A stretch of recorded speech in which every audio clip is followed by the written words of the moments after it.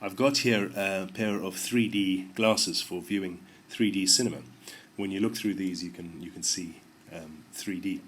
And it got me thinking, because we've all partaken of the fruit of the knowledge of good and evil, and the result of that is it makes us look through religious sunglasses at everything. And when we read this book, the Bible, we view it through religious sunglasses.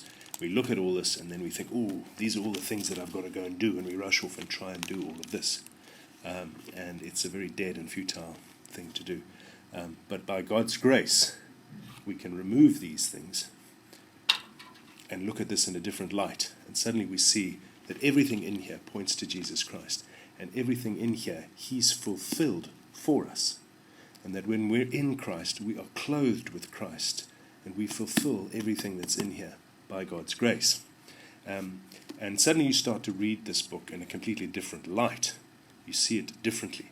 And a good example of this is in James's letter, where he says, do not merely be a listener of the word, but do it as well. When you're reading that with religious sunglasses, you suddenly think, oh, I've got to go and do all of these things. I mustn't just listen. I must do all this stuff.